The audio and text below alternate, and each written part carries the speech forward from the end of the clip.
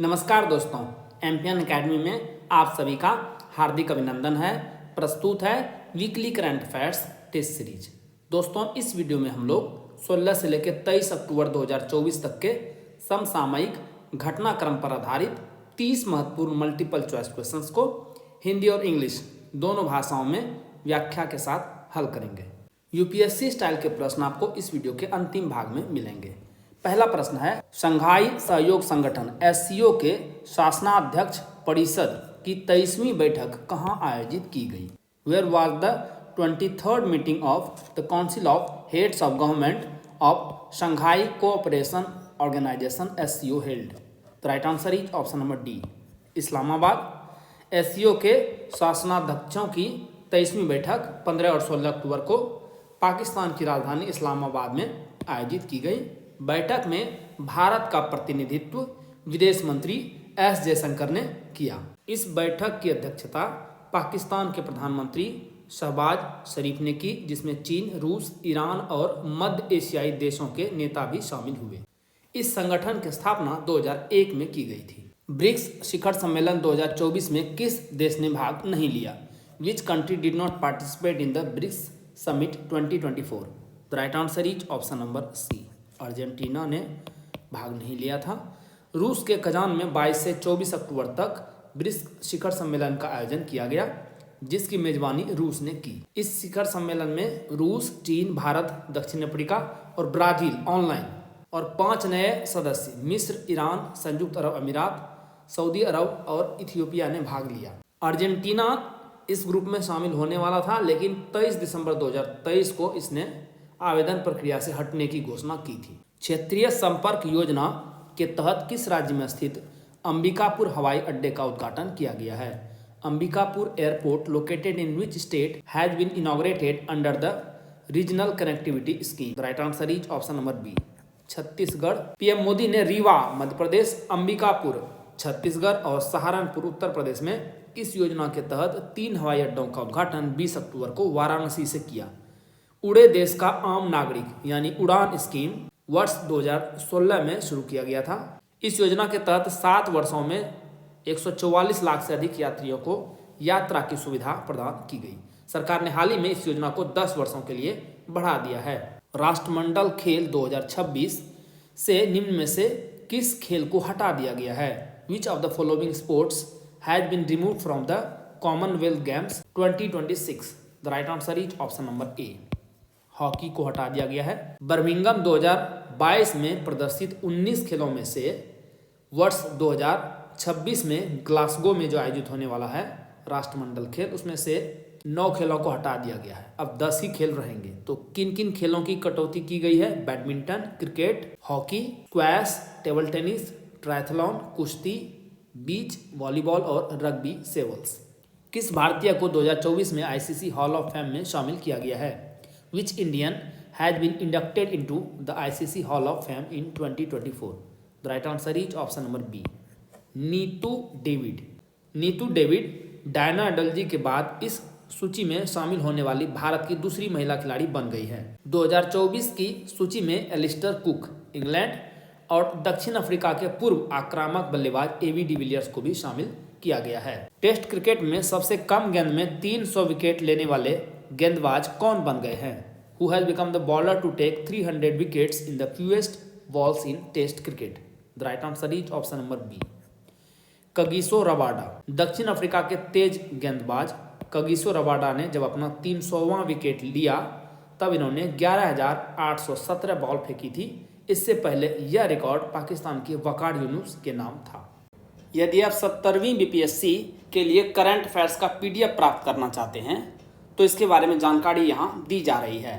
लेकिन आइए इससे पहले जानते हैं कि एमपीएन एकेडमी ऐप ही क्यों, क्योंकि हमने करके दिखाया है। दोस्तों, सबसे पहले हमने करंट अफेयर्स का पीडीएफ कोर्स लॉन्च किया था। 66वीं बीपीएससी प्रीलिम्स एग्जाम में कुल 36 प्रश्न टैली हुए थे करंट अफेयर्स। बिहार एसआई की परीक्षा हुई थी 2021 में, क्योंकि उस साल बीपीएससी का कोई एग्जाम हुआ ही नहीं था, तो दोनों शिफ्ट मिला के 31 क्वेश्चंस टैली हुए थे। 67वीं बीपीएससी प्रीलिम्स 2022 जो कि कैंसिल हो गया था और फिर उसका री एग्जाम हुआ था, दोनों मिलाकर के 59 क्वेश्चंस टैली हुए थे।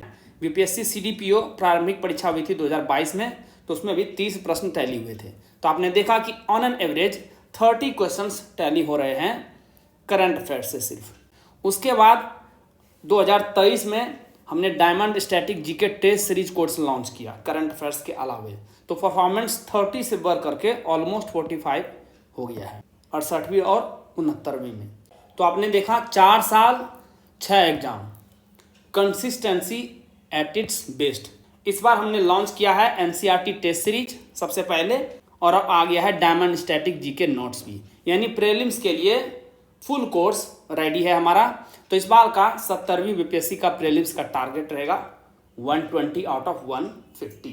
120 प्रश्न टैली होते हुए दिखाई पड़ेंगे आपको, और इसीलिए हमने इस बार लॉन्च किया है मिशन 120। दोस्तों, इस एग्जाम्स में जितने भी प्रश्न टैली हुए हैं, यहाँ पर जो आंकड़ा दिया गया है, इसकी आप वीडियो हमारे एमपीएन एकेडमी के यूट्यूब चैनल और टेलीग्राम पेज पर भी मिल जाएगा सारा। ये वीडियो जरूर देखें, इससे आपको पता चलेगा कि प्रश्न किस प्रकार से आते हैं और आपको एमपीएन एकेडमी का यूज कैसे करना है बेटर वे में। दोस्तों, इस मिशन में 3 भाग हैं। सबसे पहले करंट अफेयर्स का पीडीएफ, जो कि सबसे पहले कोर्स लॉन्च हुआ था, वो अभी भी चल रहा है। उसके बाद है डायमंड स्टैटिक जीके नोट्स, यानी डीएसजी नोट्स, स्टैटिक पोर्शन का कंप्लीट कवरेज, और टेस्ट सीरीज 2 प्रकार के हैं, एनसीईआरटी टेस्ट सीरीज और diamond static GK test series. तो यदि आप तीनों कवर करते हैं तो हमारा सब मिलाकर के होता है मिशन 120, यानी एक ही लक्ष्य है 70वीं बीपीएससी प्रीलिम्स एग्जाम में 150 में से 120 प्रश्न टैली कराना। सबसे पहले करंट अफेयर्स, साल भर के करंट अफेयर्स को आप, यानी 1 ईयर ऑफ करंट अफेयर्स का सिस्टमेटिक रिवीजन कर सकते हैं केवल 18 घंटों में। आइए अब बात करते हैं newly launched diamond static GK notes की। सब्जेक्ट वाइज पीडीएफ नोट्स आपको मिलेंगे दोस्तों। और ये क्या है पीडीएफ नोट्स? इस पीडीएफ नोट्स में दोस्तों आपको एनसीईआरटी और स्टैंडर्ड बुक्स दोनों को मिला करके एक निचोड़ प्रस्तुत किया गया है। फैक्ट्स तो सारे मिलेंगे ही मिलेंगे, कंसेप्ट भी मिलेंगे। इसमें diagram, flow chart, pictures, tables और वन लाइनर्स सबका बेहतरीन आपको इस्तेमाल दिखेगा। आपको अलग से कोई भी नोट्स बनाने की जरूरत नहीं है। इसे आप स्टडी कीजिए और फास्ट टाइम में इसका रिवीजन कीजिए, है ना कमाल। इस प्रकार का कंटेंट आपको मार्केट में और ऑनलाइन कहीं भी उपलब्ध नहीं मिलेगा। अब आपने स्टडी तो कर ली है, इसका प्रैक्टिस भी तो जरूरी है। तो इसके लिए हमारे पास 2 तरह के टेस्ट सीरीज है, एक है एनसीईआरटी टेस्ट सीरीज और एक है diamond static GK test series. ये पीडीएफ नोट्स और टेस्ट सीरीज आपको मिलेगा कैसे? सबसे पहले आप MPN academy app Google play store पर चले जाएंगे, उसे डाउनलोड कर लेंगे। आपको इस प्रकार का लोगो दिखेगा। ओटीपी डाल करके स्टोर सेक्शन में चले आएंगे, वहाँ पर जा करके आप कोर्स चुनिए। जैसे ही कोर्स पर क्लिक करेंगे, वहाँ पर नीचे आपको दिखेगा आई एम इंटरेस्टेड का एक बटन। वहाँ जैसे ही क्लिक करेंगे तो आपको पेमेंट का लिंक उपलब्ध हो जाएगा आपके मैसेज में, और व्हाट्सएप पर भी लिंक आ जाएगा। वहाँ पर जाके शुल्क का भुगतान कर दीजिए। एमपीएन एकेडमी ऐप के कंटेंट सेक्शन में आपको कोर्स उपलब्ध हो जाएगा। भारत ने अपनी चौथी परमाणु संचालित बैलिस्टिक मिसाइल पनडुब्बी SSBN S4 स्टार कहाँ लॉन्च की है? Where has India launched its 4th nuclear powered ballistic missile submarine SSBN S4 star? The right answer is option number D, Visakhapatnam. Bharat ने 16 अक्टूबर को विशाखापट्टनम के शिप बिल्डिंग सेंटर में अपनी चौथी परमाणु ऊर्जा संचालित बैलिस्टिक मिसाइल पनडुब्बी SSBN लॉन्च की। यह पनडुब्बी 75% स्वदेशी तकनीक से बनी है। इसमें 3500 किलोमीटर रेंज की K4 परमाणु बैलिस्टिक मिसाइल लगी है। किस भारतीय ने ग्रीस के क्रेते में एशियो विश्व शतरंज चैंपियनशिप 2024 में स्वर्ण पदक जीता है? Which Indian has won the gold medal in the Asian world chess championship 2024 in Crete Greece? The right answer is option number D, Gurpreet Pal Singh. Bharat के फिडे स्टार गुरप्रीत पाल सिंह ने इस चैंपियनशिप में स्वर्ण पदक जीता। गुरप्रीत को ग्रैंड मास्टर और पूर्व अंडर 10 विश्व चैंपियन सहज ग्रोवर जैसे खिलाड़ियों को प्रशिक्षित करने के लिए जाना जाता है। यह जो टूर्नामेंट था, ये 50 साल या उससे अधिक उम्र के लोगों के लिए था। राष्ट्रीय महिला आयोग NCW का नया अध्यक्ष किसे नियुक्त किया गया है? Who has been appointed the new chairperson of the national commission for women? The right answer is option number D, Vijaya Kishore Rahatkar. NCW के 9वें अध्यक्ष विजया किशोर राहटकर की नियुक्ति राष्ट्रीय महिला आयोग अधिनियम 1990 की धारा 3 के तहत की गई है। इन्होंने रेखा शर्मा की जगह ली है। इनका कार्यकाल 3 साल की अवधि के लिए या 65 वर्ष की आयु तक, जो भी पहले हो जाए, के लिए की गई है। भारत ने 31 MQ-9B ड्रोन खरीदने के लिए अमेरिका के साथ कितने बिलियन अमेरिकी डॉलर के रक्षा सौदे पर हस्ताक्षर किए हैं? India has signed a defence deal worth how many billion US dollars with the US to buy 31 MQ-9B drones? The right answer is option number C, 3.5 billion US dollar. Bharat ने अपने सशस्त्र बलों के लिए 31 MQ-9B प्रीडेटर सशस्त्र drone खरीदने के क्रम में अमेरिका के साथ 3.5 बिलियन अमेरिकी डॉलर के रक्षा सौदे पर हस्ताक्षर किए हैं। ड्रोन के निर्माता कौन है? General Atomics. इसके द्वारा भारत में मेंटेनेंस, रिपेयर और ओवरऑल सुविधा को स्थापित किया जाएगा। ये उच्च ऊंचाई वाले दीर्घकालिक ड्रोन 35 घंटे से अधिक समय तक वायु में रहने में सक्षम है तथा यह 4 हेलफायर मिसाइल, कम दूरी की सामरिक मिसाइल है, के साथ लगभग 450 किलोग्राम तक के बम ले जा सकते हैं। सुरिंदर कुमार चौधरी को किस राज्य या केंद्र शासित प्रदेश का उप मुख्यमंत्री बनाया गया है? Surinder Kumar Chaudhary has been appointed the deputy chief minister of which state और union territory? The right answer is option number D, Jammu और कश्मीर। नेशनल कॉन्फ्रेंस के उपाध्यक्ष उमर अब्दुल्ला ने 16 अक्टूबर को श्रीनगर में जम्मू कश्मीर के नए मुख्यमंत्री के रूप में शपथ ली। उमर अनुच्छेद 370 के निरसित होने और वर्ष 2019 में जम्मू कश्मीर के राज्य से केंद्र शासित प्रदेश में परिवर्तित होने के बाद पदभार ग्रहण करने वाले प्रथम मुख्यमंत्री हैं। इस मौके पर जम्मू क्षेत्र के एक प्रमुख चेहरे सुरिंदर कुमार चौधरी को उप मुख्यमंत्री के रूप में नियुक्त किया गया है। यह समारोह जम्मू कश्मीर के उपराज्यपाल मनोज सिन्हा की अध्यक्षता में आयोजित किया गया था। स्वावलंबन शक्ति अभ्यास का आयोजन किस राज्य में किया गया? In which state was the Swavalamban Shakti exercise organised? The right answer is option number C, Uttar Pradesh. भारतीय सेना की सुदर्शन चक्र कोर ने स्वावलंबन शक्ति अभ्यास का आयोजन 17 से 22 अक्टूबर के बीच झांसी के पास बबीना फील्ड फायरिंग रेंज में किया। इस अभ्यास में करीब 1800 सैनिक, 210 बख्तरबंद वाहन, 50 विशेषज्ञ वाहन और कई हवाई और विमानन परिसंपत्तियां शामिल हुई। इस अभ्यास में DRDO, Tata advance systems, Bharat forge और कई उभरते रक्षा स्टार्टअप सहित 40 से ज़्यादा उद्योग भागीदारों ने हिस्सा लिया। क्या आपने एम्पियन एकेडमी का टेलीग्राम पेज ज्वाइन किया है? नहीं? अरे अवश्य ज्वाइन कीजिए। इस प्रकार का लोगो आपको दिखेगा, सर्च कीजिए एम्पियन एकेडमी टेलीग्राम पर। क्या क्या मिलेगा आपको? BPSC परीक्षा से संबंधित अपडेटेड न्यूज आपको मिलेगी। कोई भी नोटिफिकेशन आती है या पेपर में कोई न्यूज आती है तो आपको मिलती रहेगी। BPSC प्रिपरेशन यानी तैयारी से संबंधित स्ट्रेटेजी या रणनीति की PDF आपको यहाँ पर प्रोवाइड की जाती है। टेस्ट सीरीज के सिलेबस और शेड्यूल को जारी किया जाता है यहाँ पर, और एम्पियन एकेडमी के कोर्सेस और YouTube वीडियो के अपडेट्स भी आपको यहाँ पर मिलेंगे। तो इस पेज को अवश्य ज्वाइन कीजिए। राष्ट्रीय पैरा तैराकी चैंपियनशिप 2024 का आयोजन किस राज्य में किया गया? In which state was the national para swimming championship 2024 organised? The right answer is option number A, Goa.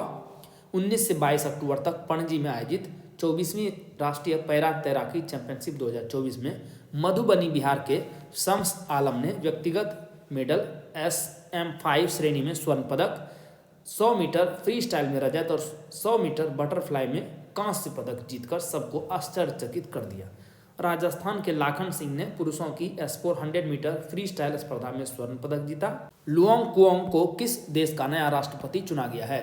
Luong Cuong has been elected the new president of which country? The right answer is option number B, Vietnam. Cuong Vietnam की Communist Party के सदस्य हैं। Vietnam की 15वीं national assembly के 8वें मौजूदा सत्र में Cuong को 91.67% वोटों के साथ 2026 तक राष्ट्रपति चुना गया है।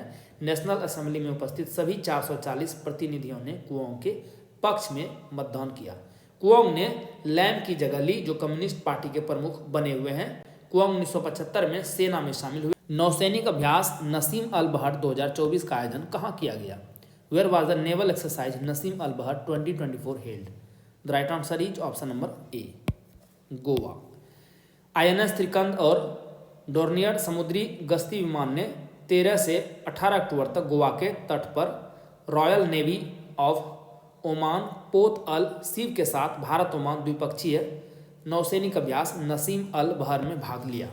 पहला अभ्यास वर्ष 1993 में आयोजित किया गया था। यह 2 चरणों में आयोजित किया जाता है। भारत और ओमान के बीच अन्य अभ्यास कौन कौन से हैं? तो ये तो था नौसैनिक अभ्यास, सैन्य अभ्यास है अल नजा और वायु सैन्य अभ्यास है अभ्यास eastern bridge. Indian Chamber of commerce के नए अध्यक्ष के रूप में किसे नियुक्त किया गया है? Who has been appointed as the new president of Indian Chamber of Commerce? The right answer is option number D, Abhyudaya Jindal. Jindal Stainless के प्रबंध निदेशक अभ्युदय जिंदल को उद्योग निकाय इंडियन चैम्बर ऑफ कॉमर्स का अध्यक्ष बनाया गया है। जिंदल ने नाफा कैपिटल के प्रबंध निदेशक अमेय प्रभु का स्थान लिया। प्रभु का आईसीसी अध्यक्ष के रूप में कार्यकाल 18 अक्टूबर को समाप्त हो गया था। विश्व स्वास्थ्य संगठन WHO ने किस देश को 2024 में आधिकारिक तौर पर मलेरिया मुक्त प्रमाणित कर दिया है? Which country has been officially certified malaria free by the World Health Organization WHO in 2024? The right answer is option number A, मिस्र, इजिप्ट। WHO द्वारा 20 अक्टूबर को मिस्र को आधिकारिक तौर पर मलेरिया मुक्त प्रमाणित किया गया। काबो वर्डे के बाद 2024 में मलेरिया मुक्त प्रमाणित होने वाला यह दूसरा देश बन गया है। 2010 में मोरक्को और 2007 में संयुक्त अरब अमीरात के बाद इस लिस्ट में शामिल होने वाला मिस्र पूर्वी भूमध्य क्षेत्र का तीसरा देश बना है। नौसैनिक अभ्यास मालाबार 2024 का आयोजन कहाँ किया गया? Where was the naval exercise Malabar 2024 held? The right answer is option number C, Visakhapatnam. यह नौसैनिक अभ्यास 14 से 18 अक्टूबर के बीच आंध्र प्रदेश के विशाखापट्टनम, जो कि बंगाल की खाड़ी में आता है, क्षेत्र में आयोजित किया गया। इस अभ्यास में भारत, ऑस्ट्रेलिया, जापान और अमेरिका की 9 सेनाओं ने भाग लिया। 1992 में भारत और अमेरिका के बीच द्विपक्षीय नौसैनिक अभ्यास के रूप में शुरू किए गए इस बहुपक्षीय अभ्यास का वर्ष 2007 में विस्तार कर इसमें जापान और ऑस्ट्रेलिया को भी शामिल कर लिया गया। चतुर्भुज सुरक्षा वार्ता QSD के रूप में जाना जाने वाला क्वाड एक अनौपचारिक रणनीतिक मंच है जिसमें 4 देश शामिल हैं, अमेरिका, भारत, ऑस्ट्रेलिया और जापान। वित्त वर्ष 2023-24 में भारत का प्रत्यक्ष कर बढ़कर कुल राजस्व का लगभग कितना प्रतिशत हो गया? Direct taxes have increased to approximately what percentage of total revenue of India in the financial year 23-24? The right answer is option number C, 57%। वित्त मंत्रालय के अंतर्गत केंद्रीय प्रत्यक्ष कर बोर्ड द्वारा जारी आंकड़ों से वित्त वर्ष 2023-24 के लिए कर राजस्व संग्रह संबंधी रुझान प्राप्त हुए हैं। वित्त वर्ष 2023-24 में प्रत्यक्ष कर बढ़कर कुल राजस्व का 56.72%, जो कि लगभग 57% हो गया है, जो 14 वर्षों में हाईएस्ट है। जबकि अप्रत्यक्ष कर घटकर कितना हो गया है? 100 में से घटा दीजिए, लगभग 43%। प्रत्यक्ष कर सीधे करदाता पर लगाया जाता है और जिस व्यक्ति, चाहे वो न्यायिक हो या प्राकृतिक हो, पर यह लगाया जाता है उसके द्वारा सरकार को सीधे भुगतान किया जाता है। जबकि अप्रत्यक्ष कर वह है जिसे मध्यस्थ, जैसे कि कोई दुकान, स्टोर द्वारा उस व्यक्ति से वसूला जाता है। वित्त वर्ष 2023-24 में भारत का प्रत्यक्ष कर GDP अनुपात कितना रहा? What was the India direct tax GDP ratio in the financial year 23-24? The right answer is option number B, 6.64%। वित्त वर्ष 2023-24 में भारत का प्रत्यक्ष कर संग्रह बढ़कर कितना हो गया? 19.58 लाख करोड़ रुपया। व्यक्तिगत आयकर 10.45 लाख करोड़ रुपया, जबकि निगम कर या कॉरपोरेट कर का कल है 9.11 लाख करोड़ रुपया से अधिक रहा। प्रत्यक्ष कर GDP अनुपात 24 वर्षों के उच्चतम स्तर 6.64% पर पहुंच गया। शीर्ष 3 प्रत्यक्ष कर संग्रहकर्ता राज्य कौन कौन से हैं? सर्वाधिक है महाराष्ट्र में 39%, कर्नाटक 12% और दिल्ली 10.4%। वित्त वर्ष 2023-24 में भारत में करदाताओं की संख्या कितनी रही? What was the number of tax payers in India in the financial year 23-24? The right answer is option number C, 10.41 crore. Bharat में करदाताओं की संख्या 2014-15 में कितना था? 5.7 करोड़, जो 2023-24 में बढ़कर 10.4 करोड़ हो गई है। आयकर रिटर्न दाखिल करने वालों की संख्या 4.04 करोड़ थी, जो 2023-24 में बढ़कर हो गया है 8.61 करोड़ से ज़्यादा। भारत में सर्वाधिक ग्रेट इंडियन बस्टर्ड पक्षी किस राज्य में पाए जाते हैं? In which state of India are most of the great Indian bustard birds found? The right answer is option number B, Rajasthan. आधिकारिक अनुमानों के अनुसार भारत के वनों में 150 से भी कम ग्रेट इंडियन बस्टर्ड बचे हैं, जिनमें से 90% राजस्थान के रेगिस्तानी क्षेत्रों में मिलते हैं और शेष गुजरात, महाराष्ट्र, आंध्र प्रदेश और कर्नाटक में मिलते हैं। जब इस पिक्चर को जूम कीजिएगा तो यहाँ आपको पता चलेगा कि 1969 में जो इस पक्षी की संख्या थी 1260 थी, जो कि घटते घटते 2020 में 150 से भी कम रह गई है और ये critically endangered great Indian bustard है। 90% पॉपुलेशन का डिक्लाइन हुआ है पिछले 50 वर्षों में और यह बहुत ही चिंता का विषय है। ई श्रम पोर्टल को किस वर्ष लॉन्च किया गया था? इन विच ईयर वाज द ई श्रम portal launched? The right answer is option number D, 2021। ई श्रम पोर्टल को 26 अगस्त 2021 को लॉन्च किया गया था। इस पोर्टल का मकसद असंगठित क्षेत्रों को एक यूनिवर्सल अकाउंट नंबर और ई श्रम देकर इसका पंजीकरण कराना और इसकी मदद करना है। न्यूज़ में भी क्यों है, केंद्र सरकार द्वारा शुरू किए गए ई श्रम वन स्टॉप सॉल्यूशन पोर्टल के तहत असंगठित क्षेत्रों के श्रमिकों से संबंधित 12 कल्याणकारी योजनाओं को एकीकृत कर दिया गया है, यानी सिंगल विंडो हो गया है। अभी पोर्टल पर पंजीकृत श्रमिकों को एक विशिष्ट 12 अंकों की संख्या वाला ई श्रम कार्ड मिलता है, जिसमें मृत्यु या अस्थायी दिव्यांगता के लिए 2 लाख रुपये और आंशिक दिव्यांगता के लिए 1 लाख रुपये का दुर्घटना बीमा प्रदान किया जाता है। जेड मोड़ सुरंग किस राष्ट्रीय राजमार्ग पर स्थित है? Z tunnel is situated on which national highway? The right answer is option number A, NH1। अभी न्यूज में क्यों है, श्रीनगर सोनमर्ग राजमार्ग NH1D पर स्थित रणनीतिक बुनियादी ढांचा परियोजना जेड मोड़ सुरंग में आतंकवादी हमले में 7 लोगों की मृत्यु हो गई। जम्मू कश्मीर में किसी प्रमुख बुनियादी ढांचा परियोजना पर यह पहला आतंकवादी हमला है। यह जो सुरंग है यह 6.4 किलोमीटर लंबी है, जिसका उद्देश्य श्रीनगर लेह राजमार्ग पर स्थित प्रसिद्ध पर्यटन स्थल सोनमर्ग को सभी मौसम में संपर्क प्रदान करना है। आइए अब यूपीएससी स्टाइल के प्रश्नों को हल करते हैं। बाघों के बारे में निम्नलिखित कथनों पर विचार कीजिए। Consider the following statements about tigers. गलत उत्तर चुनना है। 2023 तक भारत में 3682 जंगली बाघ थे, जो दुनिया की जंगली बाघों की आबादी का लगभग 75% है। बिल्कुल सही है यह। मध्य प्रदेश में भारत में बाघों की सबसे अधिक आबादी 785 है, यह भी सही है। राजस्थान में 6 टाइगर रिजर्व है, नहीं 6 नहीं बल्कि 5 टाइगर रिजर्व हैं। रणथंभौर, सरिस्का, मुकुंदरा, रामगढ़ बिसधारी और धौलपुर करौली। भारत में कुल 55 बाघ अभयारण्य हैं। तो सही जवाब हो जाएगा ऑप्शन नंबर बी, केवल तीसरा गलत है। अभी न्यूज में क्यों है, राजस्थान वन विभाग ने रणथंभौर टाइगर रिजर्व के बफर जोन के भीतर एक परिसर के अवैध निर्माण पर रोक लगा दी है। 2023 की जनगणना के अनुसार इस रिजर्व में बाघों की संख्या है 71। इस टाइगर रिजर्व में रणथंभौर राष्ट्रीय उद्यान के अलावा सवाई मानसिंह और कैला देवी अभयारण्य भी शामिल है। नॉनिल फेनॉल के बारे में निम्नलिखित कथनों पर विचार करें। Consider the following statements about nonylphenol. सही उत्तर चुनना है। यह एक जेनोबायोटिक यौगिक है जो एस्ट्रोजन रिसेप्टर से बंध सकता है और एस्ट्रोजेनिक प्रभाव पैदा कर सकता है। बिल्कुल सही है। यह पर्यावरण प्रदूषण में योगदान करते हैं, विशेष रूप से यमुना नदी में झाग, यह भी सही है। यह जलीय जीवों को अंतःस्रावी तंत्र को बाधित कर सकता है, यह भी सही है। सही जवाब होगा ऑप्शन नंबर डी, 1, 2 और 3 तीनों सही है। 1, 2 और 3 तीनों सही है।